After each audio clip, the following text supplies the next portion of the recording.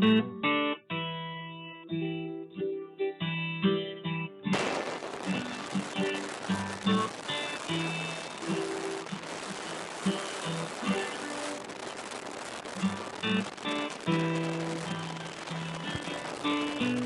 riding down the highway, we turn into the Flinders proper and just have a great little road that leads in.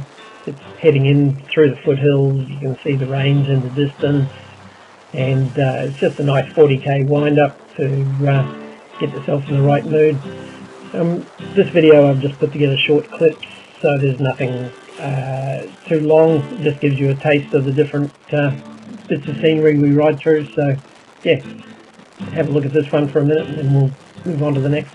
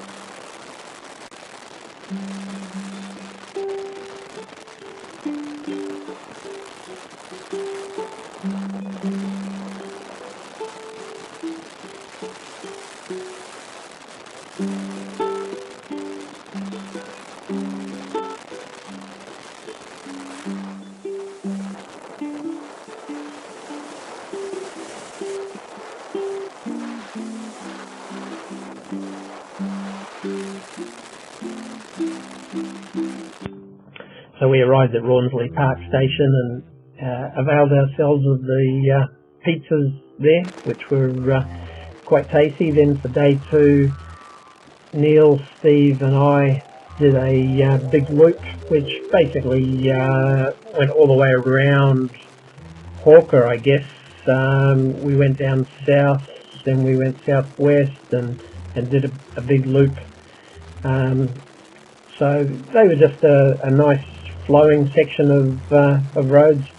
On Neil and Steve's videos, there's pictures of them riding my bikes where we had a bit of a swap around, so it was a bit of fun to try out the other bikes. And once my hearing came back after riding Steve's, I quite enjoyed getting on Neil's bike and giving the GSA a punt along with the 21-inch front wheel. Made a big difference. So yeah, these sections through here were just a loop that we did around on some B roads, and we stopped and had lunch and then got back before dark. So yeah, just a bit of fun.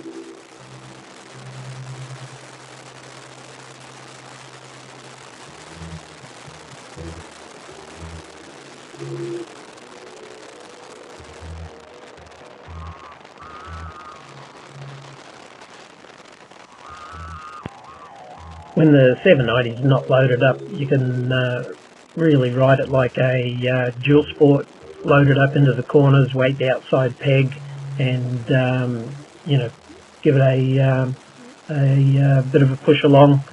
I'm really impressed with how the bike handles. It responds well, which is, you know, a factor of it being a bit lighter than the Africa Twin and having the weight down lower. I've got to say, it just puts a smile on my face every time I ride it. The quick shift and cruise control were really good on this ride as well. Since then I have added a little screen to deflect the wind on the transport sections, and that's actually made it a bit nicer for the highway bits as well. So yeah, got to say, really enjoying the 790.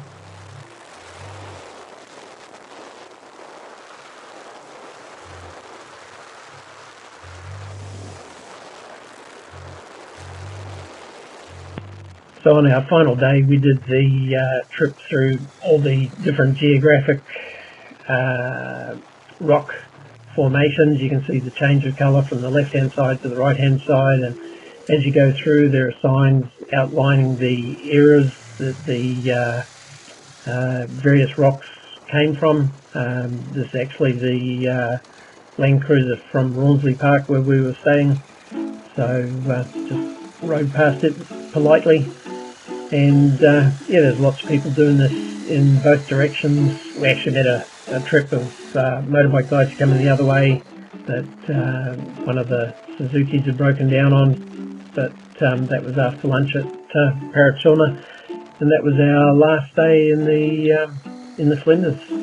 Nice variety, a little bit of a rocky road this one, but you know, other than the dust, still pretty good fun.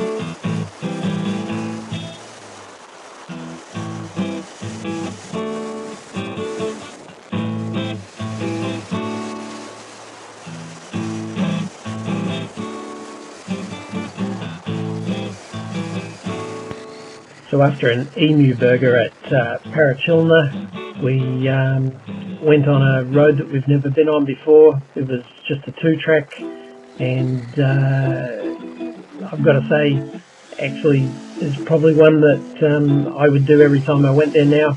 It really had a good bit of variety. It dropped down into creek beds.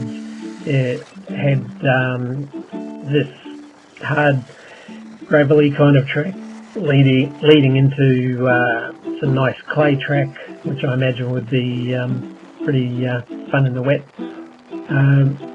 Different kinds of trees, a little bit of some areas that were a little bit like gibber plains with lots of small little exposed rocks on them. And yeah, it was just, you know, a little bit more out of the way and a little bit less touristy kind of drive. Really just made for motorbikes. Halfway through it, Neil and I swapped, and I had a good punt along on his GSA and really enjoyed it through here. Just winding through and enjoying his air suspension floating along. So yeah, have a look. There's only a couple of minutes of this.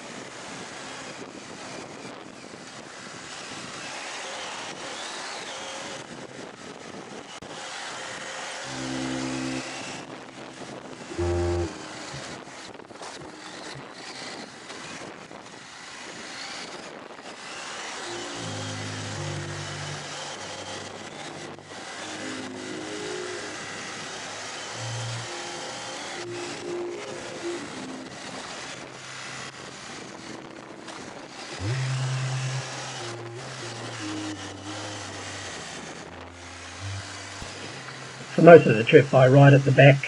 I give the guys a few minutes head start depending how big the section is, and I mean, the reason I do that is to give anyone a hand if they get get stuck or need their bike lifted up. Hey Chris, we actually renamed Chris Crash after this trip.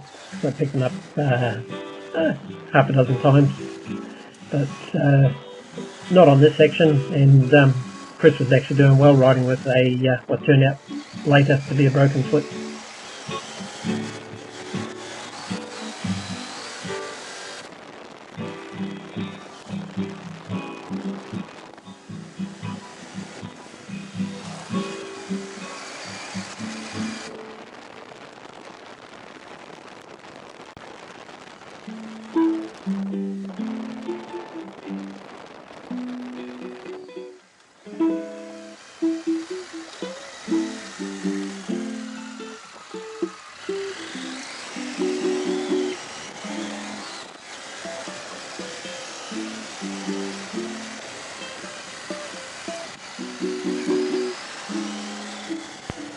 You can see all the side tracks coming in and leading off in different directions. I think you could be in the Flinders for a week and not ride the same track twice. It's really an interesting area, so it's good. It gives us something to look forward to going back to next time.